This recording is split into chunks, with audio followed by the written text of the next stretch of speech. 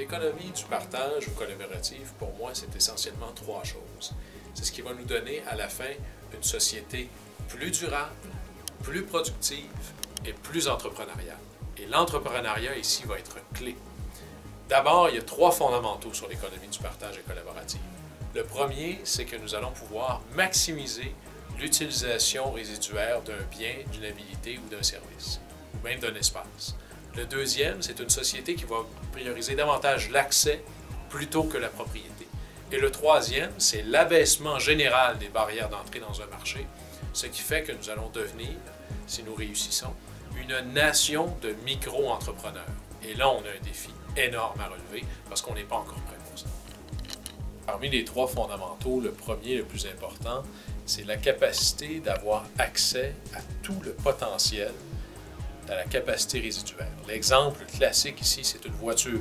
On paie 100% du coût et on va l'utiliser entre 2 et 4% du temps, en moyenne 1 heure par jour.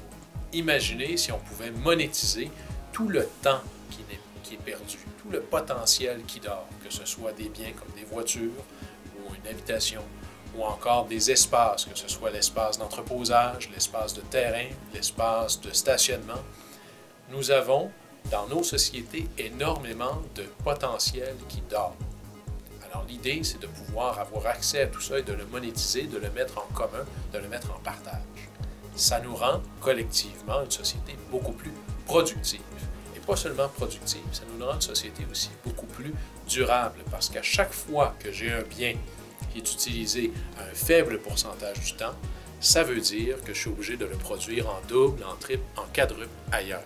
Alors, si on veut avoir une société plus durable, il faut mettre en commun la capacité résiduaire qui existe. Il faut reconnaître aussi que toutes nos lois, de l'assurance à l'ensemble des politiques publiques, ont un focus sur le propriétaire. Il va falloir dessiner maintenant des lois qui visent avec un focus principal sur l'utilisateur. Alors là, il y a tout un renversement de comment on pense, on déploie et on organise les politiques publiques.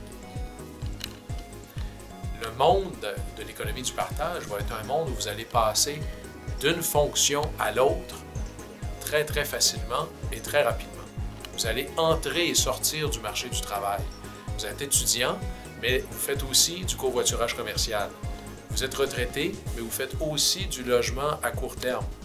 Vous partagez d'autres ressources. Vous mettez en marché certaines de vos habilités, que ce soit des habilités pour aller pelleter de la neige, je pense à WeDo, pour lancer en affaires, je pense à l'espace de coworking. Alors, cette nation de micro-entrepreneurs devra être détachée de cette pensée en silo de quelles sont nos fonctions, que vous soyez salarié ou autre. Vous savez, jusqu'en 2007 au Québec, c'était interdit et sévèrement puni d'avoir dans sa voiture un écran visible par le chauffeur. On a écrit ça parce que quand sont arrivées les premières télé portatives dans les années 80, on se disait que c'était peut-être une bonne idée d'interdire d'écouter la télévision en conduisant. On était 10-15 ans avant l'arrivée des GPS dans les voitures. Alors, on a une nouvelle réalité qui fait que notre loi n'a pas été pensée pour ça. Alors, on a changé notre loi. C'est un peu l'histoire dans Le Petit Prince de l'allumeur et l'éteigneur de réverbère. La loi était correcte dans une réalité d'hier. La réalité a changé. Notre loi devient mal adaptée, désuète, pas tout à fait à jour. Alors, notre travail à nous, c'est d'être assez visionnaire pour pouvoir reconnaître la réalité et adapter la loi à la nouvelle réalité, tout en gardant nos objectifs de protection sociale et de croissance.